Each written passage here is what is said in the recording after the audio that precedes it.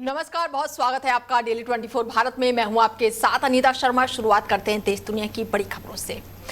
और ऐसे में खबर यूपी से है। यूपी के बलरामपुर क्षेत्र में नाले पर बना पुल बह जाने के बाद से ग्रामीणों की परेशानियां लगातार बढ़ती नजर आ रही हैं। पुल के पुनर्निर्माण की मांग को लेकर ग्रामीणों ने समाजसेवी एवं पूर्व सांसद प्रत्याशी युगल किशोर शुक्ल एडवोकेट के नेतृत्व में प्रदर्शन किया और जिला प्रशासन से जल्द निर्माण कराने की मांग उठाई। ग्रामीणों का कहना है कि जुलाई 2024 में आई बाढ़ के दौरान शिवपुरा से बरदौली मुख्य मार्ग को गांव से जोड़ने वाला पुल बह गया और ग्रामीणों ने बताया कि बरसात के मौसम में सबसे अधिक दिक्कतों का सामना करना पड़ता है। बच्चों की पढ़ाई प्रभावित होती है। वहीं आपात स्थिति में एम्बुलेंस गांव तक नहीं पहुंच पाती। मरीजों और गर्भवती महिलाओं को समय पर इलाज के लिए काफी परेशानियां उठानी पड़ती हैं। प्रदर्शन के दौरान ग्रामीणों ने जिला अधिकारी को संबोधित ज्ञापन भेजकर पुल निर्माण की मांग की है। वहीं युगल किशोर एडवोकेट ने मुख्यमंत्री जन सुनवाई पोर्टल के माध्यम से भी इस समस्या को दर्ज कराते हुए जल्द समाधान की मांग उठाई है। प्रधान जी, क्या समस्या है आपके ग्राम पंचायत में? हमारे यहाँ गांव सभा में समस्या है। ग्राम प्रतिनिधि हम बालग्राम यादव बोल रहे हैं, क्योंकि हमारे देवपुरा से संपर्क मार्ग 1 किलोमीटर देवपुरा से कनगुलिया जोड़ रही है, जो कि उसमें खैराव नाला का नाम से पुलिया 3 साल से लगभग टूटी पड़ी हुई है, जो कि आज तक उसका कोई समाधान नहीं हुआ है। कई बार इसको एप्लीकेशन दिया गया, शासक को बताया गया, और जो कि हमारे यहाँ कोई आवागमन बिल्कुल ठप है। यही कि कोई एम्बुलेंस नहीं जा पाती है और ना कोई 112 जा पाती है। यदि कोई बीमार हो जाएगा तो उसके लिए बड़ी समस्या है, कैसे उसको अस्पताल में। वहीं यूपी में एक बार फिर से तेज रफ्तार का कहर देखने को मिला है, जहां पर एक बार फिर से ये कहर जो है वो बरपा है। बता दें कि मैजिक वाहन की टक्कर से बाइक सवार दंपत्ति गंभीर रूप से घायल हो गए। हादसा थाना बरखेड़ा क्षेत्र का बताया जा रहा है। जानकारी के अनुसार बाइक सवार दंपत्ति कहीं जा रहे थे और तभी तेज रफ्तार मैजिक वाहन ने उनकी मोटरसाइकिल को जोरदार टक्कर मार दी और दोनों सड़क पर गिरकर घायल हो गए। मौके पर मौजूदा लोगों ने आनन फानन में घायल दंपत्ति को अस्पताल पहुंचाया, जहां उनका इलाज शुरू किया गया। पति की हालत गंभीर देखते हुए डॉक्टरों ने उन्हें जिला अस्पताल रेफर कर दिया। घटना की जानकारी मिलते ही पुलिस मामले की जांच में जुटी हुई है और स्थानीय लोगों ने क्षेत्र में तेज रफ्तार वाहनों पर लगाम लगाने की मांग की है। वहीं पीलीभीत जनपद के थाना जहानाबाद क्षेत्र में 5 जून को रेलवे ट्रैक पर मिले शत शव की पहचान अब धर्मेंद्र कुमार निवासी ग्राम सुसवारा के रूप में हुई है। पुलिस ने शव की शिनाख्त के लिए काफी प्रयास किया था, लेकिन उस समय पहचान नहीं हो सकी थी और इसके बाद से शव का पोस्टमार्टम करा के मृतक के कपड़ों और अन्य सामान को सुरक्षित रख लिया गया था। और इसी बीच थाना जहानाबाद क्षेत्र में माया देवी और उनकी बहू रेखा देवी ने धर्मेंद्र कुमार के लापता होने की शिकायत पुलिस को दी। परिजनों ने धर्मेंद्र के हुलिये और शरीर पर बने ओम और त्रिशूल के टैटू की जानकारी दी। पुलिस ने रेलवे ट्रैक में से मिले शव के कपड़े और चप्पल परिजनों को दिखाए, जिसके बाद से माया देवी और रेखा देवी ने शव की पहचान की और धर्मेंद्र कुमार के रूप में इनकी पहचान हुई। मृतक की मां माया देवी ने अपनी बहू रेखा देवी पर गंभीर आरोप लगाते हुए कहा कि रेखा देवी का अपने जीजा के साथ कथित अवैध संबंध थे, जिसके चलते घर में आए दिन विवाद हुआ करता था और उन्होंने आरोप लगाया कि इसी वजह से उनके बेटे की आत्महत्या कराई गई है। तुम्हारा? मेरा माया देवी। क्या हुआ है? मैं घर पे ना ही मेरो जाने रेखा ने अपनी अम्मा बुलाया लाई, अपने पापा बुलाया लाए और मेरे लड़का सा ये सब लड़का 22 दिन रात में 10 बजे गायब करवाए दो। हाँ, मैं घर ही पे ना ही। हाँ, कब की घटना है ये? हाँ, ये 4 तारीख की है। महीना कौन सा था? महीना कौन सा था? छठो महीना। हाँ। तो रेखा कौन है? हाँ, बहू है हमारी। हाँ। लड़का कहाँ है आपका? हाँ, लड़का की काप तो कहाँ वाले मरवा के डरवाए दो। हाँ। हाँ। क्या नाम था लड़के का? हाँ, धर्मेंद्र। हाँ। कितनी उम्र रही होगी इनकी? और होती कम से 22 साल की। आ दैया मेरे तो क्या है, क्यों लड़ाई झगड़ा होता था आपकी बहू से उनका? बाकी सबसे बात करती। हाँ, किसी लड़का से बात करती तो मैं न कही तू मेरे लिए बता दे रेखा, किन से बात कराता है, कहीं तुम्हें क्या बताऊँ मैं ना बताऊँ। वहीं इंग्लस थाना क्षेत्र के बहादुरपुर इलाके में एक युवक द्वारा नशे की हालत में मंदिर में तोड़फोड़ करने का मामला सामने आया है। आरोप है कि युवक ने मंदिर में मौजूदा प्राचीन शिवलिंग को भी नुकसान पहुंचाया है, जिससे क्षेत्र में हड़कंप मच गया है। घटना की जानकारी मिलते ही स्थानीय लोगों की भीड़ मौके पर जुट गई और मामले की सूचना पुलिस को दी गई। पुलिस ने कार्रवाई करते हुए आरोपी युवक को हिरासत में ले लिया। पुलिस के अनुसार मामले की जांच की जा रही है और घटना के पीछे के कारणों का पता लगाया जा रहा है। अधिकारियों ने बताया कि जांच के आधार पर आगे की कानूनी कार्रवाई की जाएगी। घटना के बाद से इलाके में पुलिस की निगरानी बढ़ा दी गई है। आज थाना गुरई की पुलिस को 3 बजे ये सूचना प्राप्त हुई कि बहादुरपुर में एक मंदिर के शिवलिंग को किसी शराबी व्यक्ति द्वारा तोड़ दिया गया। इस सूचना तत्काल पुलिस मौके पर पहुंची। अभियुक्त होरीलाल को हिरासत में लिया गया है। इसमें तहरीर प्राप्त की जा रही है। सुसंगत धाराओं में अभियोग पंजीकृत किया जा रहा है। साथ ही नई मूर्ति की स्थापना की प्रक्रिया शुरू कर दी गई है। मौके पर शांति है। आवश्यक वैधानिक। वहीं सदर कोतवाली क्षेत्र में एक स्कूल परिषद से जुड़ा मामला सामने आया है, जहां पर शराब के नशे में धुत एक टैक्सी चालक छात्रों को लेने पहुंचा और चालक की हालत देखकर स्कूल स्टाफ ने सूझबूझ का परिचय देते हुए उसे बच्चों को ले जाने से रोक दिया, जिससे एक बड़ा हादसा टल गया। बताया जा रहा है कि नई तहसील के सामने स्थित एक स्कूल प्रांगण में नशे की हालत में पहुंचे टैक्सी चालक का वीडियो भी सोशल मीडिया पर वायरल हो रहा है। वीडियो सामने आने के बाद से बच्चों की सुरक्षा को लेकर सवाल उठने लगे हैं। लोगों का कहना है कि नशे की हालत में वाहन चलाना बच्चों की जिंदगी के लिए बड़ा खतरा बन सकता है और ऐसे चालकों पर सख्त कार्रवाई की जरूरत है, ताकि भविष्य में किसी अनहोनी को रोका जा सके। फिलहाल मामले की जानकारी पुलिस तक पहुंचने के बाद से जांच की बात कही जा रही है। स्कूल प्रबंधक और संबंधित पक्षों से भी जानकारी जुटाई जा रही है। वहीं पीलीभीत जिले के पूरनपुर क्षेत्र में एक दर्दनाक हादसे में रामपुर के बिलासपुर निवासी ट्रक चालक सरदार बलविंदर सिंह की जिंदा जलकर मौत हो गई है और घटना के बाद से मृतक के परिवार में कोहराम मचा हुआ है और परिजनों का रो रो कर बुरा हाल है। जानकारी के अनुसार बलविंदर सिंह बीती रात को रामपुर के बिलासपुर से अपने ट्रक में प्लास्टिक फोम लोड करके नेपाल बॉर्डर की ओर जा रहे थे और इसी दौरान पूरनपुर क्षेत्र में चलते ट्रक में अचानक से ही भीषण आग लग गई। आग इतनी विकराल थी कि चालक बलविंदर सिंह ट्रक से बाहर नहीं निकल सके और उनकी मौके पर ही जान चली गई। घटना की सूचना मिलते ही परिवार में मातम पसरा हुआ है। वहीं परिजनों ने इस पूरे मामले की साजिश हत्या की आशंका जताई है। परिवार का कहना है कि आमतौर पर चालक आग लगने पर ट्रक से कूदकर अपनी जान बचाने का प्रयास करते हैं, लेकिन बलविंदर सिंह का ट्रक के अंदर ही रह जाना को कई बड़े सवाल खड़े करते हैं। परिजनों ने आशंका जताते हुए मामले की निष्पक्ष जांच करने और दोषियों के खिलाफ सख्त कानूनी कार्रवाई की मांग की है। उन्होंने प्रदेश सरकार से भी पूरे मामले की जाँच करके न्याय दिलाने की गुहार लगाई है। फिलहाल पुलिस मामले की जाँच में जुटी हुई है। मेरा नाम गुरमीत सिंह है। डैडी का नाम दलीप सिंह है। मैं बड़े बरसाने में रहने वाला हूँ, बिलासपुर और रामपुर। और मेरा भाई ट्रक चलाता था। क्या नाम है? उनका नाम बलविंदर सिंह है। तो ये यानी कि गाड़ी लोड करके नेपाल के लिए गए हैं। तो वहाँ पर जब गए हैं तो सही सलामत गए हैं। हमारे को रात को यानी कि फ़ोन आता है 12:30 बजे कि आपके भाई साहब के जो गाड़ी है उसको आग लग गई। किसका फ़ोन आता है? ये हमारे को गांव में एक जैसे जानने वाले हैं दोस्त, उनका फ़ोन आता है। तो उनको फ़ोन यानी कि ये मेरे ख्याल बिलासपुर थाने से आता है। तो फिर हम यानी कि उसको फ़ोन लगाते हैं बलविंदर सिंह को, लेकिन उसका फ़ोन स्विच ऑफ आता है। उसके बाद में मैं फिर बार बार फ़ोन लगाता हूँ और फिर इसका एक दोस्त है इधर लखीमपुर में रहता है, उसको हमने बताया कि ऐसा ऐसा यार तुम उधर रहने वाले हो, कुछ इसका पता करो। वो फिर पता करता है फ़ोन आगे कर करके उसको। वहीं 1857 की क्रांति के महानायक अमर शहीद बाबा शामल का 169वां शहादत दिवस रविवार को बिजरौला गांव स्थित श्री शामल स्मारक इंटर कॉलेज में श्रद्धा और उत्साह के साथ मनाया गया। कार्यक्रम की शुरुआत वैदिक मंत्रोच्चारण के बीच हवन यज्ञ से हुई, जिसमें यूपी के वन एवं पर्यावरण राज्य मंत्री केपी मलिक ने आहुति देकर बाबा शामल को श्रद्धांजलि अर्पित की।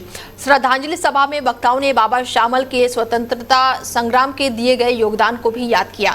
उन्होंने कहा कि बाबा शामल ने अंग्रेजी हुकूमत के खिलाफ संघर्ष करते हुए देशभक्ति और बलिदान की मिसाल कायम की, जिसके आने वाली पीढ़ियां हमेशा याद रखेंगी।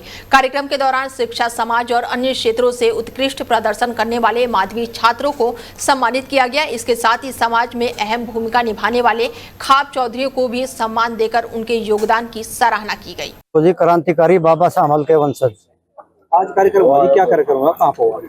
ये जो बाबा सामल की कर्म भूमि है, जिसमें दो महान आत्मा जुड़ी हुई है, चौधरी चरण सिंह और क्रांतिकारी बाबा सामल। उनके नाम का ये जो स्कूल बना हुआ है, शिक्षा का मंदिर है।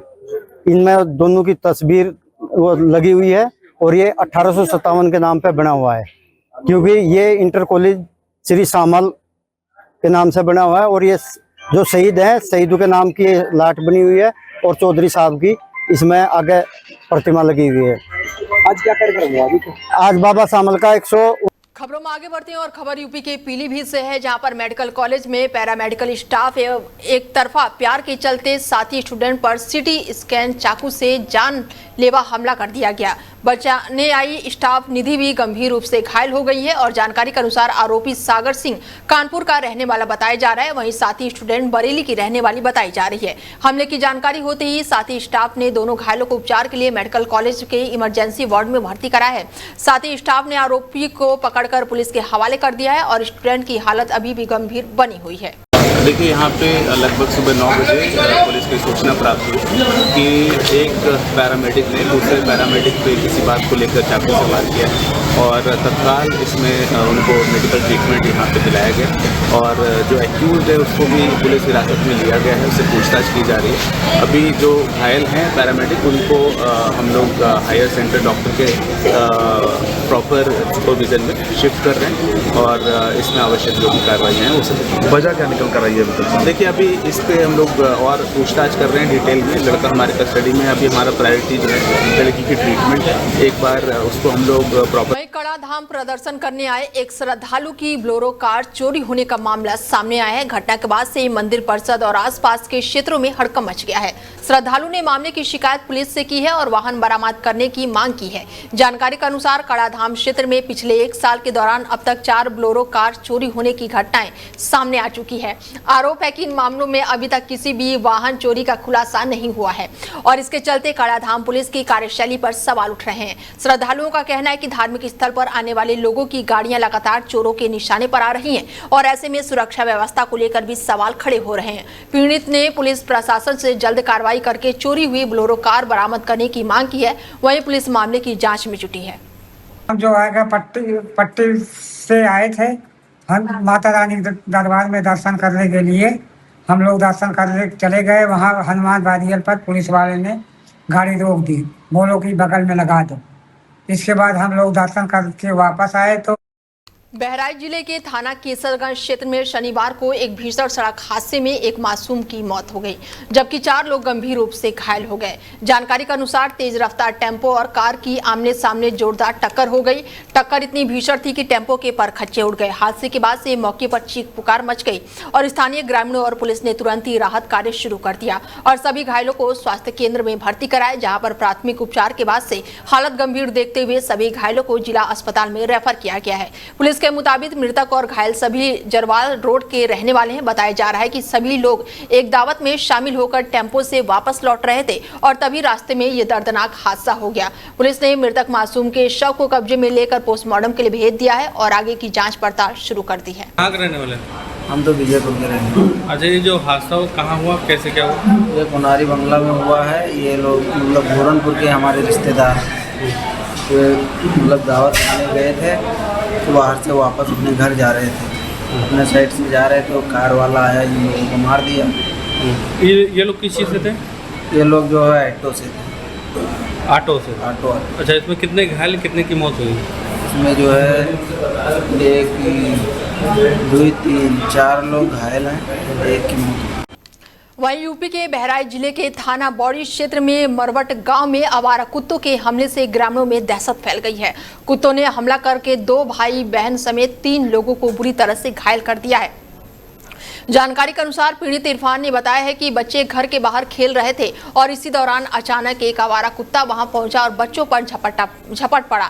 कुत्तों ने हमला करके तीनों को नोचकर घायल कर दिया है। बच्चे की चीख पुकार सुनकर परिजन लाठी डंडे लेकर मौके पर पहुंचे और काफी मशक्कत के बाद कुत्ते के चुंगल से बच्चों को बचाया। हमले में घायल सभी लोगों को तत्काल अस्पताल में भर्ती कराया गया है, जहाँ उनका इलाज जारी है। घायलों में 2 भाई बहन समीर समेत 3 लोग शामिल है। घटना के बाद से गांव में आवारा कुत्तों को लेकर ग्रामीणों में आक्रोश है और ग्रामीणों ने प्रशासन से मांग की है कि आवारा घूम रहे कुत्तों को पकड़कर उच्च कार्रवाई की जाए। वहीं अमेठी जिले के जामो थाना क्षेत्र में विद्युत विभाग की बड़ी लापरवाही का मामला सामने आया है, जहां पर 11,000 लाइन के खंभे में लगे स्टेज तार में करंट उतरने से 3 मवेशियों की दर्दनाक जान चली गई है। घटना हरगांव स्थित सरकारी मशीन के पास की बताई जा रही है। बताया जा रहा है कि स्टेज तार में उतरे विद्युत करंट की चपेट में आने से किसान की 3 भैंसों की मौके पर ही मौत हो गई है और इस घटना के बाद से किसान के परिवार में मातम पसरा हुआ है और परिजनों का रो रो कर बुरा हाल है। पीड़ित परिवार के अनुसार इस हादसे में उसे करीब 2 लाख रुपए का नुकसान हुआ है। किसान ने विद्युत विभाग और अमेठी जिला प्रशासन से मुआवजा की मांग की है और ग्रामीणों ने भी विद्युत विभाग की लापरवाही पर सवाल उठाते हुए मामले की जांच और जिम्मेदारों पर कार्रवाई की मांग की है। वहीं घटना की जानकारी के बाद से संबंधित विभाग को मामले में अवगत कराया गया है। क्या नाम है आपका और घर कहाँ पड़ता है आपका? हमारा नाम बसंत लाल है, घर हर गाँव में पड़ता है। क्या समस्या हुई है आज आपकी भैंस के साथ? हमारे साथ समस्या हुई है, हमने भैंस खोला चराने के लिए और वहाँ से लाए, फिर उसके बाद में पानी वानी पीने के लिए हल गए तो गड्ढा था, उसमें बिजली का अर्थिंग लगा था, उसमें करंट उतर गया, क्या था हमें नहीं मालूम सर। फिर जो है कि हमारी भैंस तीनों ख़त्म हो गई। हमने दूसरे से मदद मांगा तो बिजली विभाग को फ़ोन किया, तब लाइन कटी तो उसमें नगर जनपद के तमकुही राज ब्लॉक के बीजेपी समर्थक महिला ब्लॉक प्रमुख अनुराधा राय के खिलाफ प्रशासन ने बड़ी कार्रवाई की है। राज्यपाल की आज्ञा के बाद से उनके वित्तीय और प्रशासनिक अधिकारों को तत्काल प्रभाव से सीज कर दिया गया है। हमला तमकुही राज ब्लॉक के मुन्नीपट्टी गांव से जुड़ा हुआ है, जहां पर आरोप है कि स्कूल और अस्पताल के लिए आरक्षित सरकारी भूमि पर बिना सक्षम अधिकारी की अनुमति के खेल मैदान का निर्माण किया गया और इसके साथ ही इस कार्य में मनरेगा और 15वें वित्त आयोग की धनराशि के कथित दुरुपयोग का भी आरोप लगाया गया है। प्रकरण की जांच जिला स्तर से लेकर मंडल और शासन स्तर पर कराई गई है। जांच में जिलाधिकारी, आयुक्त और सचिव स्तर के अधिकारियों की रिपोर्ट में प्रथम दृष्टि कई अनियमितताएं पाई जाने के बाद से बात अब निकलकर सामने आई है, जिसके बाद से कार्रवाई की स्तुति है और राज्यपाल की अनुमति के बाद से ब्लॉक प्रमुख के वित्तीय और प्रशासनिक अधिकारों पर रोक लगा दी गई है। वहीं अंतिम जांच के लिए राज्यपाल ने कुशीनगर जिलाधिकारी को निर्देश दिए हैं और इस कार्रवाई के बाद से जिले के राजनीतिक और प्रशासनिक गलियारों में हलचल तेज हो गई है। एक जगह यह सूचना थी कि हमारे ग्राम सभा में फलाने के घर से फलाने के घर तक इंटरलॉकिंग का कार्य होना था और नाला बनवाना था। नाला नहीं बनवाया गया, सिर्फ इंटरलॉकिंग करवाया गया। तो इस तरह की विभिन्न शिकायतें आ रही थी, लगातार शिकायतें आ रही थी। मैं आप लोगों को बताना चाहूंगा कि हमारी सरकार की एक नीति है कि भ्रष्टाचार के विरोध में हमारा 0 टॉलरेंस है। तो मैंने जिलाधिकारी को लिख दिया कि क्षेत्रीय भ्रमण के दौरान इस तरह की शिकायतें आ रही हैं, तो कृपया आप इस पे जांच करके अपनी आख्या प्रस्तुत करें। जिलाधिकारी ने एक जांच समिति बना दिया और जांच समिति के प्रमुख सीडीओ को बनाया। सीडीओ ने 2 जिला स्तर के पदाधिकारियों को, डीपीआरओ को और डीडीओ को जांच अधिकारी नामित करते हुए, और 2 आरोप थे। एक आरोप ये था कि भारत सरकार का जो 15वां वित्त आयोग है, 15वें वित्त आयोग से 2 तरह के धन आते हैं। एक टाइट धन आते हैं, एक अनटाइट मद में धन आते हैं। टाइट मद के जो धन आते हैं उसको स्वच्छता और पेयजल के मद में हम खर्च कर सकते हैं, और अनटाइट मद में जो पैसे आते हैं उनको हम विकास के कार्यों में खर्च कर सकते हैं। साथ साथ ग्राम सभा मुन्नीपट्टी में एक शिकायत थी जिसमें कि ग्राम प्रधान से कुछ स्थानीय स्तर पे विवाद भी हुआ था कि भाई ये खेल मैदान की जमीन नहीं है, तो इस पे क्यों अस्पताल की जमीन है और विद्यालय की जमीन पे है, तो इस पे खेल मैदान क्यों बनाया जा रहा है, भविष्य में A&M सेंटर आएगा, चाहे कोई विद्यालय खोलने की बात आएगी, तो हमारे पास जमीन नहीं। वहीं अमेठी में न्याय की मांग को लेकर एक पीड़ित परिवार पिछले 3 दिनों से अधिकारियों के चक्कर काट रहे हैं। कोतवाली पुलिस से न्याय नहीं मिलने का आरोप लगाते हुए पीड़ित परिजन डीएम कार्यालय पहुंचे और जिलाधिकारी से मिलकर अपनी शिकायत दर्ज कराई। पीड़िता ने जिलाधिकारी को बताया कि परिवार के कुछ ही लोगों ने उसे घर में अकेला पाकर मारपीट की है। आरोप है कि घटना के बाद से वो लगातार न्याय के लिए भटक रही है, लेकिन अभी तक उसे उच्च कार्रवाई नहीं मिली है। पीड़िता ने मारपीट में आई चोटों का मेडिकल परीक्षण भी कराया, जिससे जिलाधिकारी से मामले की निष्पक्ष जांच कर दोषियों के खिलाफ कार्रवाई की मांग की है। फिलहाल बुलेटिन में मेरे साथ इतना ही। दीजिए इजाजत, नमस्कार।